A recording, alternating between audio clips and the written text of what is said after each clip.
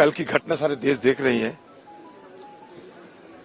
हमारी तरफ से मांग था, आपने कभी ये सुना कि देश की प्रधानमंत्री या गृह मंत्री इस मुद्दे पे कुछ कहे कल से? ये क्या उचित नहीं है? 2001 साल में जब इस घटना घटी थी, इस तरीके की हमला हुई थी, याद दिला दे हमारे नेत्री मैडम सोनिया गांधी जी कम से कम अटल बिहारी वाजपेयी को फोन पे उनको खैरियत पूछी थी। हमारी वो परंपरा अभी खत्म हो गई।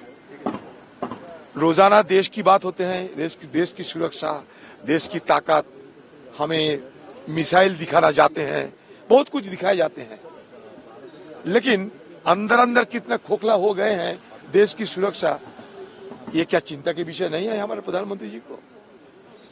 नया सदन बनाते हुए, सिंगल लाते हुए कितने बड़ी बड़ी बात कही गए थे। अरे कम से कम ये तो कहे कि हमारा सदन में ये जो हमला हुई, मैं निंदा करता हूं, कहीं अगर सुरक्षा की चूक हो तो मैं इसको निगरानी करते हुए, सारे निरीक्षण करते हुए मैं इसे सुधार लेंगे।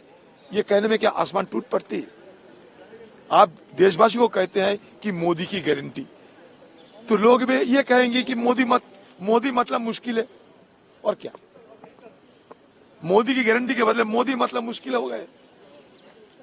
जल्दबाजी में सारे पुराने भवन को छोड़ के नया भवन, नया संसद भवन, कितने सारे ख्वाब दिए।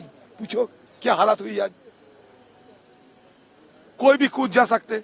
अब ये ब्यौरा देते हैं राजनाथ सिंह जी, पिछले जमाने में हुई थी, तो नया जमाने में क्या हुआ? आप कहते कि नए इंडिया, और जब आपकी कोई जवाब नहीं आता तो कहते कि पिछले जमाने में हुई थी। अरे उस जमाने की सिक्योरिटी के इंतजाम थे देश में, फिर भी उस जमाने में निहत्थे लोगों ने ये पार्लियामेंट को बचाया था, ये ऑगस्ट हाउस को बचाई थी। और कल उनकी 22 साल मतलब हमले की बरसी हम लोग यहाँ पालन किए हैं, पुष्पार्पण भी किए हैं। तो कम से कम प्रधानमंत्री जी को कल ही इस तरह की घटना घटने की बाद क्या एक बयान देना की उचित नहीं था? आज कहते हैं स्पीकर साहब कि सारे जिम्मेवारी मेरा है। सब जानते हैं दिल्ली पुलिस किसके पास है, इंटेलिजेंस का स्पीकर के पास है या सरकार के पास? खुफिया तंत्र किसके पास है? होम मिनिस्टर के पास। सब जानते हैं। तो कम से कम तो ये दायित्व तो बनते थे कि भाई होम मिनिस्टर आए, एक बात कहें, प्रधानमंत्री आए, अपने खेत जताएं, क्योंकि अंदर सारे एमपीज ने और सारे स्टाफ, निहत्थे स्टाफों ने कल सदन को बचाया। पिछले बार भी निहत्थे लोगों ने हमारे पुराना सदन बचाई थी, इस बार भी हमारे एमपीज और निहत्थे staff, inside chamber outside chamber की सारे लोग इकट्ठा होकर ये सदन को बचाए। तो कम से कम उनको भी तो सराहना करने के लिए पीएम साहब को एक बार आना चाहिए था या गृह मंत्री को एक बार आना चाहिए था। बताइए आप लोग क्या गलत बोल रहे हैं हम? हमारी की अपेक्षा नहीं होगी कि हमारे देश के प्रधानमंत्री आए?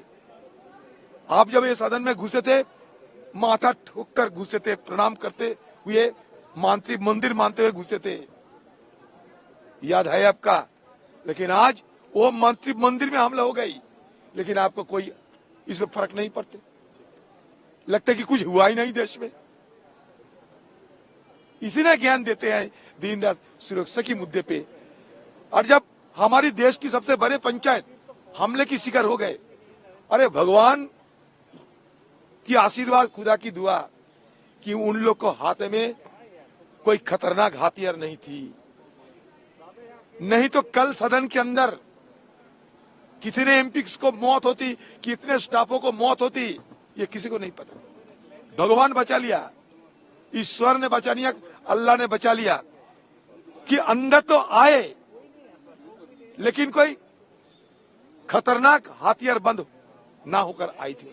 वो जो गैस, अगर मान लीजिए पोटेशियम साइनेट की गैस, ये मोनोक्साइड की कोई जहरीला गैस अगर साथ में लाती तो कल सदन में हाहाकार मच जाती, मौत की कतार कर लग जाती ये मकर द्वार के सामने।